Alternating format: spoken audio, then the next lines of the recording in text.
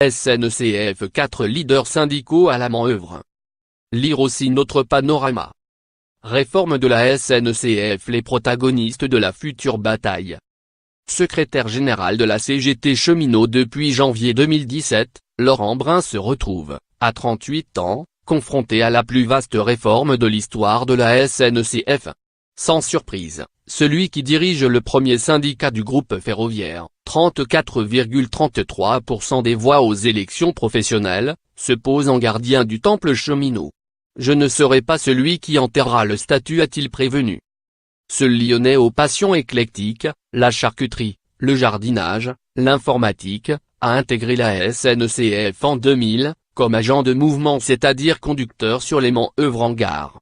Tout un symbole pour celui qui veut mettre dans la rue le peuple cheminot, contre la casse du ferroviaire.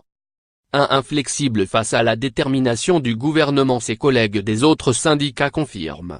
Il est raide, dit l'un d'eux. C'est le visage juvénile du stalinisme, en voit un autre. De fait, M. Brun et son équipe ont décidé de politiser le débat. Sa cible, ce sont les réformes de Macron, note l'un des principaux acteurs de la négociation. Il est sur la ligne, Philippe Martinet, à 100% faire converger les revendications des cheminots et des fonctionnaires. Dans son collimateur, les projets du gouvernement, bien sûr, mais aussi la méthode. Je déteste que l'on me prenne pour un imbécile, grogne-t-il. On nous consulte, on nous demande de contribuer. Puis, quand on regarde le rapport Spinetta ou le pacte ferroviaire d'Édouard Philippe, absolument rien n'est repris. Un mécontentement que ce grand jeune homme célibataire aux cravates écarlates sent monter dans l'entreprise. Les projets du gouvernement ont fonctionné comme un électrochoc sur un corps social abîmé par plusieurs années de gestion libérale de la SNCF. On est en train de passer du fatalisme à la colère. Lire aussi. Il est comme ça. Laurent Brun. Tout a commencé en 1982 sur la liaison Auberny-Célestat, en Alsace. Alors que la direction de la SNCF envisage de fermer sa ligne, le jeune agent de circulation Roger Dianceget se syndique pour mener le combat. Si on avait écouté les décisionnaires de l'époque, cette liaison n'existerait plus, aurait là aujourd'hui 10 fois plus de trains et 100 fois plus de voyageurs qu'à la fin des années 1990, confie-t-il.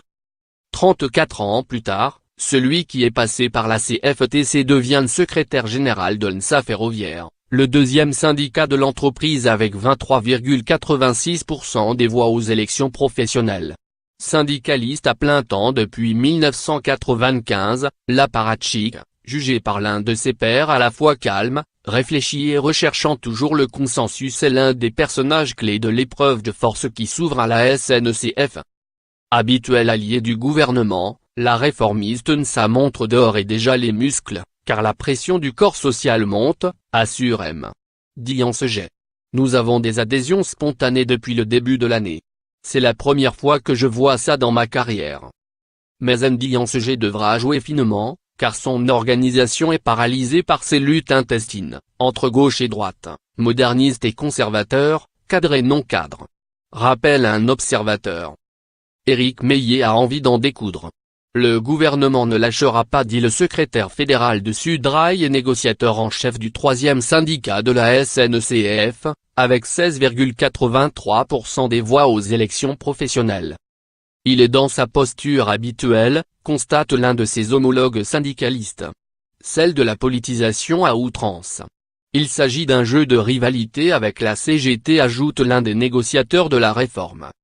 Entré en 1998 comme conducteur dans la branche fret, Éric Meillet, 44 ans et lyonnais comme Laurent Brun, le secrétaire général de la CGT cheminot, ne nie pas mettre en avant une analyse politique de la situation.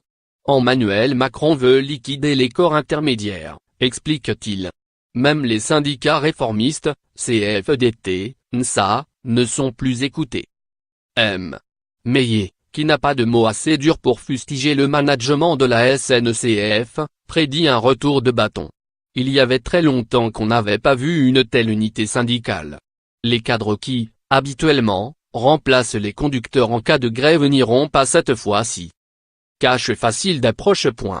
Didier Aubert, le patron de la CFDT cheminot, tranche dans la maison sédétiste, habituellement plus guindé.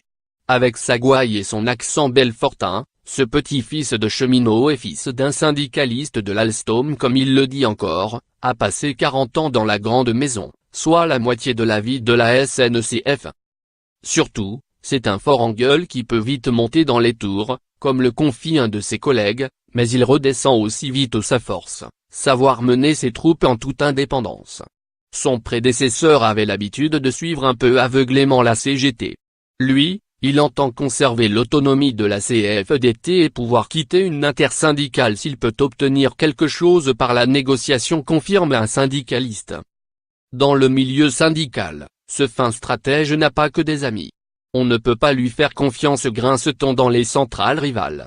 Il pourrait jouer sa propre partition, reconnaît un bon connaisseur de l'entreprise, qui nuance aussitôt il cherche à tirer son épingle du jeu en faisant jouer à la CFDT, quatrième organisation syndicale, 15,15% des voix, un rôle dans la mise en place de la réforme plus éminent que sa place dans la hiérarchie syndicale. Retrouvez les publications du Monde.fr concernant le projet de loi pour un nouveau pacte ferroviaire présenté par le gouvernement, et ses conséquences.